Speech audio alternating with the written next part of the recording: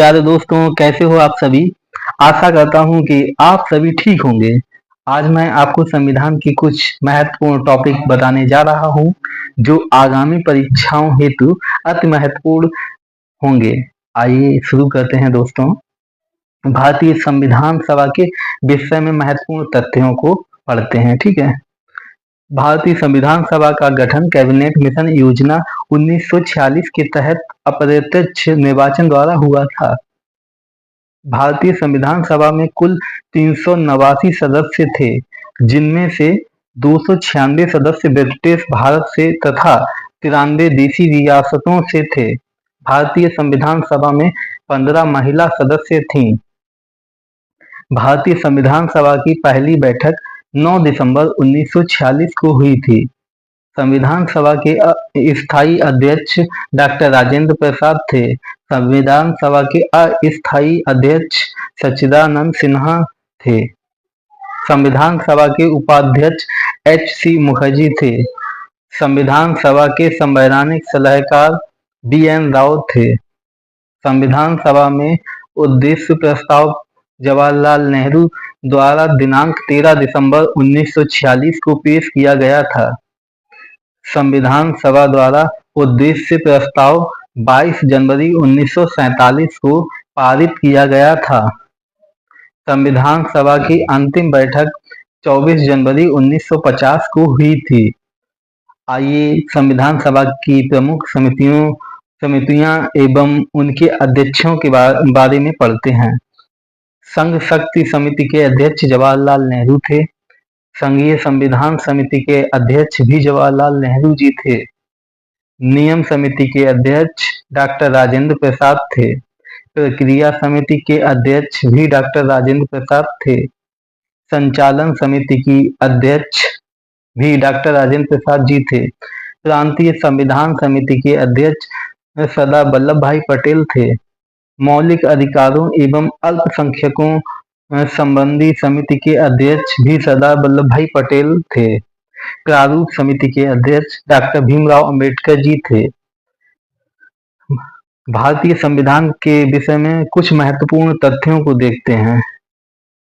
भारत का संविधान 26 नवंबर 1949 को संविधान सभा द्वारा पारित किया गया था। भारत का संविधान 26 जनवरी 1950 को लागू हुआ। भारतीय संविधान के निर्माण में 2 वर्ष 11 माह 18 दिन का समय लगा।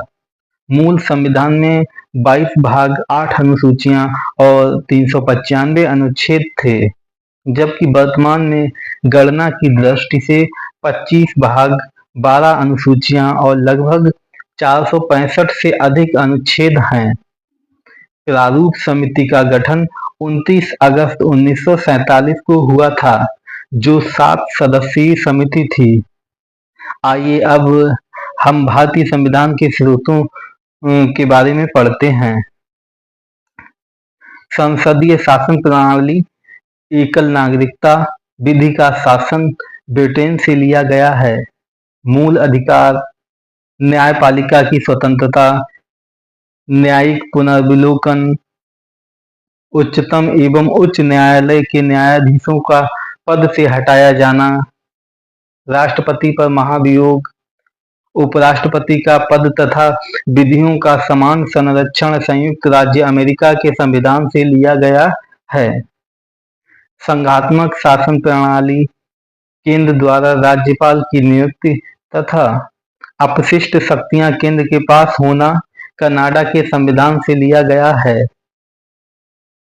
नीति निर्देशक तत्व, राष्ट्रपति की निर्वाचन प्रक्रिया तथा राष्ट्रपति द्वारा राज्यसभा में सदस्यों का मनोनयन आयरलैंड के संविधान से लिया गया है।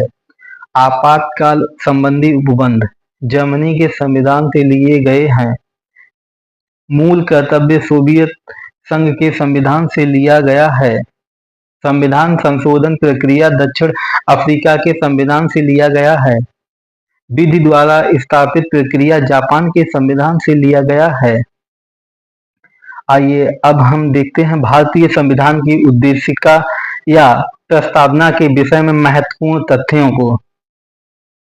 भारतीय संविधान की प्रस्तावना में भारत को एक संपूर्ण प्रभुत्व संपन्न समाजवादी पंथनिरपेक्ष लोकतंत्रात्मक गणराज्य बताया गया है। भारतीय संविधान की प्रस्तावना में 3 प्रकार के न्याय बताए गए हैं: सामाजिक, आर्थिक और राजनीतिक। भारतीय संविधान की प्रस्तावना में 5 प्रकार की स्वतंत्रताएं बताई गई हैं: विचार, अभिव्यक्ति, विश्वास, धर्म और उपासना की स्वतंत्रता। भारतीय संविधान की प्रस्तावना में 2 प्रकार की समता या समानताएं बताई गई हैं: प्रतिष्ठा और अवसर की समानता। भारतीय संविधान की प्रस्तावना में 42वें संविधान संशोधन अधिनियम 1976 द्वारा 3 नए शब्द समाजवादी, पंथनिरपेक्ष और अखंडता जोड़े गए। केशवानंद भारती बाद में उच्चतम न्यायालय ने प्रस्तावना को संविधान का भाग माना। पंडित जवाहरलाल नेहरू ने उद्देशिका को संविधान की आत्मा कहा है। के.एम. मुंशी ने उद्देशिका को राजनीतिक जन्मपत्री कहा है। आइए अब हम भारत के राष्ट्रीय प्रतीकों के बारे में देखते हैं। भारत का राष्ट्रीय ध्वज तिरंगा है। भारत का राष्ट्रीय चिन्ह सारनाथ स्थित अशोक के सिंह की अनुकृति है। भारत का राष्ट्रगान जन गण मन है। भारत का राष्ट्रीय गीत वंदे मातरम है। भारत का राष्ट्रीय पशु बाघ है। भारत का राष्ट्रीय पक्षी मोर है। भारत का राष्ट्रीय कैलेंडर शक संवत पर आधारित है। भारत का राष्ट्रीय पुष्प कमल है। भारत का राष्ट्रीय फल आम है। भारत का राष्ट्रीय वृक्ष बरगद है। भारत का राष्ट्रीय जलीय जीव डॉल्फिन है। भारत का राष्ट्रीय विरासत पशु हाथी है। मूल अधिकारों के विषय में कुछ महत्वपूर्ण तथ्यों को देखते हैं। ठीक है भाइयों, भारतीय संविधान में मूल अधिकार भाग 3 में अनुच्छेद 12 से 35 तक कुल 6 मूल अधिकार हैं। समानता का अधिकार अनुच्छेद 14 से 18 तक है। स्वतंत्रता का अधिकार अनुच्छेद 19 से 22 तक है। शोषण के विरुद्ध अधिकार अनुच्छेद 23 से 24 तक है। धर्म की स्वतंत्रता का अधिकार अनुच्छेद 25 से 28 तक है। संस्कृति एवं शिक्षा संबंधी अधिकार अनुच्छेद 29 से 30 तक है। संवैधानिक उपचारों का अधिकार अनुच्छेद 32 से 35 तक है। 44वें संविधान संशोधन अधिनियम 1978 द्वारा संपत्ति के अधिकार को मूल अधिकार की श्रेणी से हटाकर अनुच्छेद 300 के तहत विधिक अधिकार बना दिया है। मूल अधिकारों के संरक्षण हेतु अनुच्छेद 32 के तहत उच्चतम न्यायालय और अनुच्छेद 226 के तहत उच्च न्यायालय 5 प्रकार की रिट जारी कर सकते हैं। नंबर 1 बंदी प्रत्यक्षीकरण, नंबर 2 परमादेश, नंबर 3 प्रतिषेध, नंबर 4 अधिकार रक्षा और नंबर 5 उत्प्रेषण। राष्ट्रपति द्वारा आपातकाल की घोषणा के दौरान अनुच्छेद 19 में वर्णित मूल अधिकार स्वतः निलंबित हो जाते हैं। यह अनुच्छेद 358 में बताया गया है। आइए अब मूल कर्तव्यों के विषय में महत्वपूर्ण तथ्यों को देखते हैं।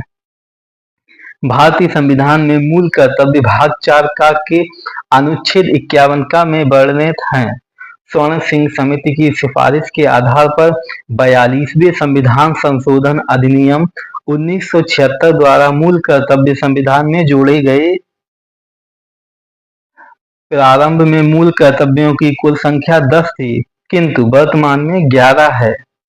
11वां मूल कर्तव्य 86वें संविधान संशोधन अधिनियम 2002 द्वारा जोड़ा गया है, जो 6 से 14 वर्ष के प्रतिपाल्य के लिए शिक्षा का अवसर प्रदान करने के माता पिता या संरक्षक के कर्तव्य का प्रावधान करता है।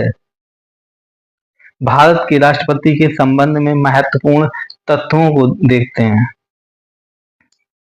राष्ट्रपति देश का प्रथम नागरिक होता है। राष्ट्रपति संघ की कार्यपालिका का प्रमुख होता है। राष्ट्रपति तीनों सेनाओं का प्रधान सेनापति होता है। राष्ट्रपति पद हेतु योग्यताएं जो निम्न प्रकार हैं। वह भारत का नागरिक हो, वह 35 वर्ष की आयु पूरी कर चुका हो, वह लोकसभा सदस्य निर्वाचित होने के लिए योग्य हो। राष्ट्रपति के निर्वाचन हेतु निर्वाचन मंडल, संसद के दोनों सदनों के निर्वाचित सदस्य, राज्यों की विधानसभाओं के निर्वाचित सदस्य, दिल्ली और पुडुचेरी विधानसभा के निर्वाचित सदस्य निर्वाचन के लिए योग्य होते हैं।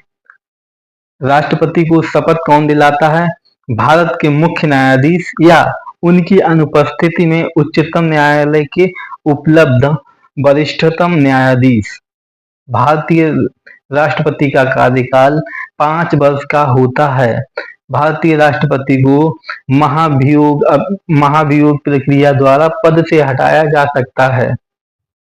राष्ट्रपति पर महाभियोग लगाने की प्रक्रिया अनुच्छेद 61 में बताई गई है। महाभियोग हेतु प्रस्ताव संसद के किसी भी सदन में प्रस्तुत किया जा सकता है। महाभियोग प्रस्ताव दोनों सदनों में अलग अलग उस सदन की कुल सदस्य संख्या के 2/3 बहुमत से पारित होना चाहिए। भारत के उपराष्ट्रपति के संबंध में महत्वपूर्ण तथ्य। उपराष्ट्रपति राज्यसभा का पदेन सभापति होता है। उपराष्ट्रपति पद हेतु योग्यताएं। वह भारत का नागरिक हो, वह 35 वर्ष की आयु पूरी कर चुका हो, राज्यसभा का सदस्य निर्वाचित होने के लिए योग्य हो।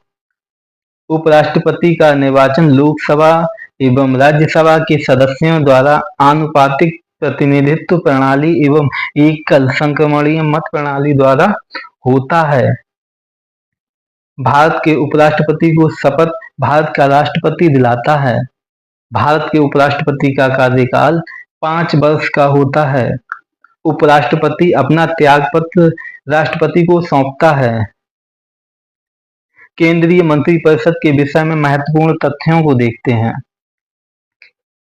केंद्रीय मंत्रिपरिषद में भारत का प्रधानमंत्री, कैबिनेट मंत्री, राज्य मंत्री तथा उप मंत्री शामिल होते हैं।